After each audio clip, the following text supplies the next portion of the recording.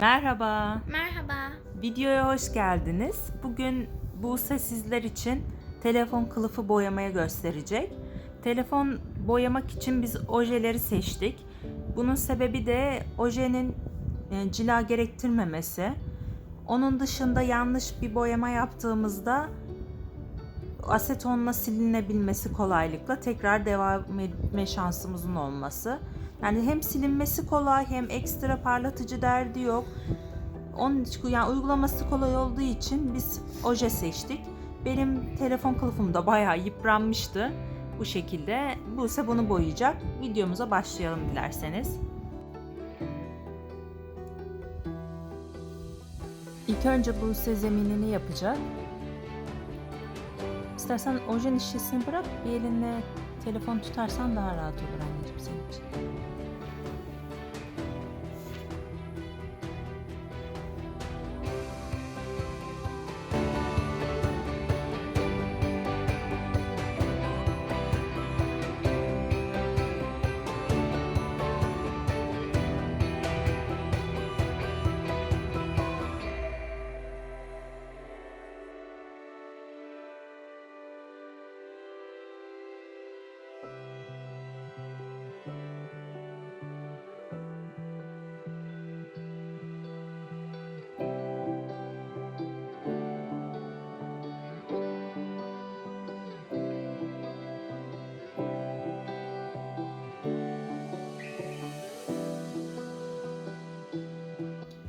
Buse kenarlarını benim sürmemi istedi. Anne sen yapar mısın dedi. Tamam dedim, ben yapayım. Şimdi kenarlarını boyuyorum böyle. Bu şekilde. Böyle kenarlarını da boyayacağım. Ondan sonra devamını göstereyim isterseniz. Video çok uzun olup da sizi sıkmasın. Şimdi yanları da boyadık. Buse ikinci katı boyuyor. İkinci katı da boyayıp daha sonrasında yanında ikinci katı, yan taraflarında ikinci katını boyayacağız. Bu arada boyarken söylemeyi unuttum. Delik kısımlara, yanlara ve arka tarafın delik kısımlara dikkat ederek boyayın. Kapanmasın oralar. Şimdi ikinci katı da boyayacağız. Sonra diğer süslemelerine geçeceğiz. Boyamaya biraz da ben devam edeceğim. Çünkü anlatmak istediğim şey var. Biz deniz temalı gibi yapacağız. Mavi rengimiz olmadığı için şöyle bir renk tercih ettik. Bu rengi suya yakın bir renk olsun diye. Bunu yaparken biraz bazı yerlere 3 kat sürüyorum. Bazı yerlere 2 kat. Şimdi deniz dalgası gibi olsun, hani dümdüz olsun istemedik. Onun için dediğim gibi bazı yerlere 2 kat yapıyorum. Bazı yerlere 3 kat. Buse'den aldım. Şöyle fazla fazla yapıyorum ya da koyuyorum. Yaymıyorum oraları. Böyle dalga dalga olsun diye. Mesela orayı yaymadım. Şöyle. Burasında mesela şöyle.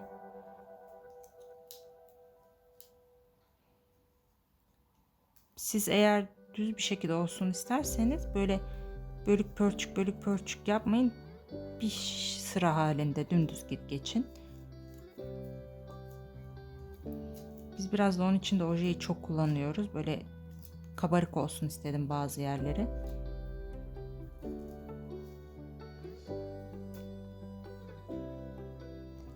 Bu kısmı ikinci katını yaptım. Şimdi Buse yanları boyayacak. Yan kısımlarını. Burası kuruduktan sonra. Ondan sonra süslemelerine geçeceğiz. Bu boyaması bitti, kurudu burası. Bakın böyle deniz dalgası gibi oldu.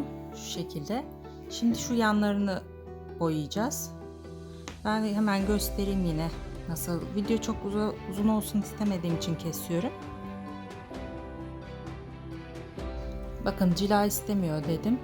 Böyle görüntü görüyor musunuz? Ne kadar güzel oluyor. Bu şekilde yapacağız. Telefon kılıfımız kurudu. Şimdi bu şekilleri yapıyor. Sonra da onların içlerini boyayacağız. Yine ojeyle.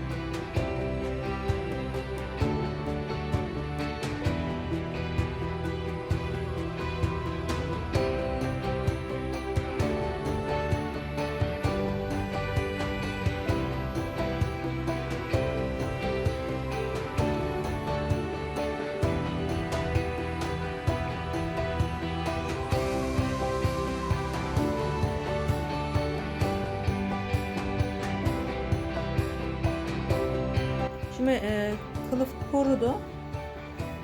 Oje. Şimdi Buse üstlerinden sim yapıyor.